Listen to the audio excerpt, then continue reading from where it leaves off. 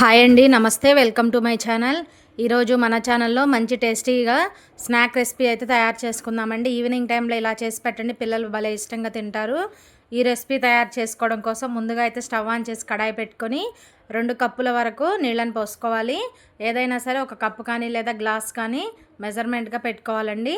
ఇలా కడాయిలో 2 కప్పుల నీళ్లు పోసిన తర్వాత ఒక 1/2 టేబుల్ స్పూన్ వరకు జీలకర్ర, అలాగే ఒక 1/2 స్పూన్ వరకు సాల్ట్ వేసుకోండి. సాల్ట్ ఎక్కువేం పట్టదండి, చూసుకొని కొద్దిగా వేసుకోవాలి. అలాగే ఒక స్పూన్ వరకు కుకింగ్ ఆయిల్ వేసుకోవాలండి. ఇలా ఆయిల్ వేసిన తర్వాత మొత్తం సాల్ట్ కూడా వాటర్లో కలిసే విధంగా ఒకసారి మొత్తం బాగా కలుపుకుందాము. హై ఫ్లేమ్లో ఒక 2 నిమిషాలు ఈ నీళ్ళని అయితే మరిగించుకోవాలండి. మనం చూడండి, ఇక్కడ ఒక 2 నిమిషాల తర్వాత నీళ్ళు అనేవి ఈ విధంగా మరుగుతూ ఉంటాయి. ఇలా నీళ్లు మరుగుతున్నప్పుడు మనం ఏ కప్పుతో అయితే నీళ్లు తీసుకున్నామో అదే కప్పుతో 1 కప్పు వరకు సుజీ రవ్వ వేసుకోవాలండి. బొంబాయి రవ్వ, ఉప్మా రవ్వ అంటాం కదా, ఆ రవ్వనైతే 1 కప్పు వరకు వేసుకోవాలి. 1 కప్పు బొంబాయి రవ్వకి 2 కప్పుల వరకు నీళ్ళు అనేవి పడతాయండి. నీళ్ళు ఇలా మరుగుతున్నప్పుడు ఫ్లేమ్ని లోలో పెట్టుకొని ఒక చేత్తో రవ్వను వేసుకుంటూ ఒక చేత్తో అయితే కలుపుతూ ఉండాలి. లేదంటే కనుక రవ్వ అనేది గడ్డలు గడ్డలుగా ఉంటుందండి. ఫ్లేమ్ మాత్రం లోలోనే ఉంచుకోవాలి. ఇది బాగా దగ్గర పడేంత వరకు అయితే రవ్వను ఉడికించుకోవాలి. ఈలోపు అయితే మీకు చిన్న రిక్వెస్ట్ అండి, ఫస్ట్ టైం మన ఛానల్ని చూస్తుంటే ప్లీజ్ సబ్స్క్రైబ్ చేసుకోండి. అలాగే ఈ వీడియో నచ్చితే కనుక ఒక చిన్న లైక్ చేయడం అస్సలు మర్చిపోవద్దు. మీరు ఒక చిన్న లైక్ చేయడం వల్ల ఈ వీడియో అయితే మరొక కొంతమందికి రీచ్ అవ్వడానికి హెల్ప్ అవుతుంది. కాబట్టి ప్లీజ్ అండి, ఒక చిన్న లైక్ చేయండి. చూడండి, రవ్వ అయితే కనుక మనకి బాగా దగ్గరగా ఉడికిపోయింది. మనకి ఇలా దగ్గరగా ఉడికిపోయి కడాయి నుంచి సపరేట్ అయ్యేంత వరకు అయితే లో ఫ్లేమ్లోనే ఈ విధంగా ఉడికించుకోవాలండి. ఈ స్నాక్స్ చాలా అంటే చాలా టేస్టీగా ఉంటాయండి.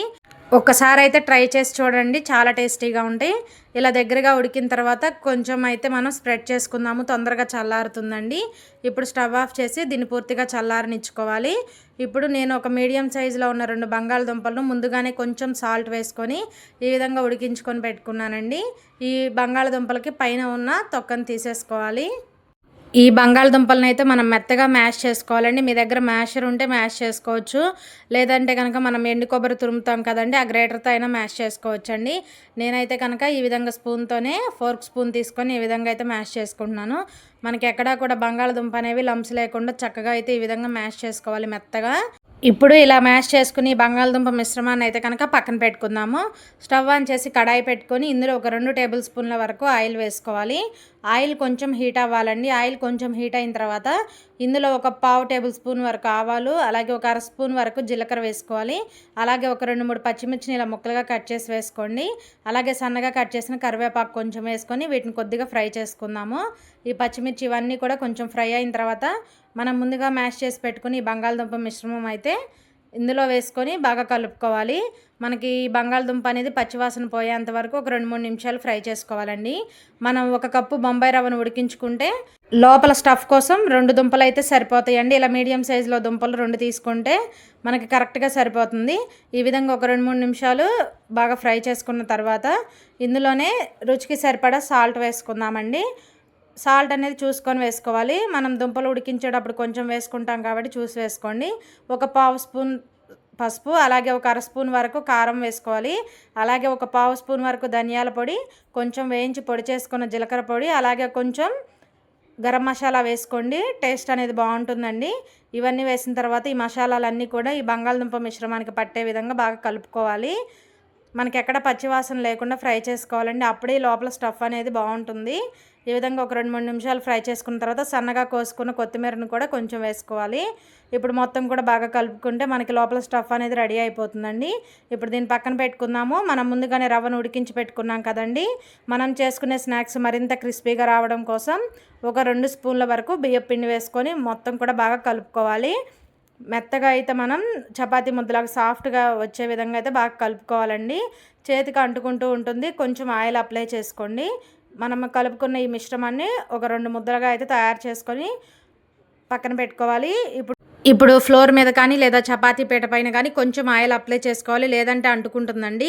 ముందు కొంచెం ఆయిల్ అప్లై చేసిన తర్వాత అప్పుడు ఈ విధంగా ఒక పిండి ముద్దను తీసుకొని మనం చపాతీలాగా ప్రెస్ చేసుకోవాలి. కాస్త మందంగా ఉండాలండి, మరీ పలచగా ఉండకూడదు. కాస్త మందంగా ఉండే విధంగా అయితే మనం దీన్ని ప్రెస్ చేసుకొని ఎడ్జెస్ని కట్ చేసుకొని ఒక షీట్ లాగా అయితే మనం దీన్ని తయారు చేసుకోవాలండి. చూడండి ఇలా వీడియోలో చూపిస్తున్న విధంగా అయితే ఈ విధంగా ఎడ్జెస్ అన్నీ కూడా కట్ చేసుకొని మధ్యలో కట్ చేసుకొని మనం ఇలా అడ్డంగా కట్ చేసామంటే మనకి చక్కగా షీట్స్ లాగా వస్తాయండి. ఇప్పుడు వీటిలో మనం ముందుగా లోపల బంగాళదుంప స్టఫ్ని రెడీ చేసుకున్నాం కదా, దాన్ని ఒక 1/2 స్పూన్ వరకు ఈ బంగాళదుంప మిశ్రమం పెట్టి చూడండి ఈ విధంగా ఆపోజిట్లోకి మడత పెట్టుకోవాలి. ఇలా ఆపోజిట్లో మడత పెట్టిన తర్వాత 4 వైపులా కూడా కొంచెం ఓపెన్గా ఉంటాయండి, వాటిని చేతి ఈ విధంగా నొక్కి క్లోజ్ చేసుకోవాలి. మనకి లోపల స్టఫ్ అనేది బయటకు రాకుండా ఉంటుంది. ఈ విధంగా వీడియోలో చూపిస్తున్న విధంగా అన్నిటినీ కూడా ఇదే విధంగా అయితే తయారు చేసుకొని పెట్టుకోవాలండి. మరొకటి కూడా చేసి చూపిస్తా చూడండి. లోపల స్టఫ్ పెట్టేసి ఆపోజిట్లో మడత పెట్టుకోవాలి. తర్వాత ఓపెన్ ఉన్న వాటిని క్లోజ్ చేసుకుంటే సరిపోతుంది. అన్నిటినీ కూడా ఇదే విధంగా తయారు చేసుకొని పెట్టుకోవాలండి. తర్వాత ఒక గిన్నె తీసుకొని 2 టేబుల్ స్పూన్ల వరకు గోధుమ పిండి, ఒక 1/2 స్పూన్ వరకు కలోంజీ సీడ్స్, అలాగే ఒక 1/2 స్పూన్ వరకు నువ్వులు వేసుకోవాలి. తర్వాత ఒక చిటికెడు సాల్ట్ వేసుకోండి. సాల్ట్ ఎక్కువ పట్టదు, చూసి వేసుకోండి. సన్నగా కోసి పెట్టుకున్న కొత్తిమీరను కూడా కొంచెం వేసుకొని, అలాగే ఇందులో ఒక 1/2 స్పూన్ వరకు రెడ్ చిల్లీ ఫ్లేక్స్ వేసుకోండి. నేను తర్వాత వేసానండి. ఈ రెడ్ చిల్లీ ఫ్లేక్స్ కూడా వేసిన తర్వాత ఒక 1/2 గ్లాసు నీళ్ళని పోసి బాగా కలుపుకోవాలి. ఇలా కలుపుకున్న తర్వాత మనం తయారు చేసుకున్న వీటిని తీసుకొని ఇందులో డిప్ చేసుకోవాలండి. ఇలా డిప్ చేసుకోవడం వల్ల మనకి లోపల స్టఫ్ అనేది బయటకు రాకుండా ఉంటుందండి. ఈ విధంగా ఒక ఫోర్క్ స్పూన్ సహాయంతో మనం డీప్ ఫ్రై చేసుకోవాలి. నేనైతే ముందుగానే డీప్ ఫ్రైకి ఆయిల్ పెట్టేశానండి. ఆయిల్ కూడా హీట్ అయింది. ఇప్పుడు మనం తయారు చేసుకున్న వీటిని అయితే కనుక ఈ బౌల్లో డిప్ చేసుకొని ఈ విధంగా ఆయిల్లో వేసుకోవడమేనండి. మనం ఇలా గోధుమ పిండి మిశ్రమంలో డిప్ చేయడం వల్ల లోపల స్టఫ్ అనేది బయటకు రాకుండా చక్కగా ఫ్రై అవుతాయండి.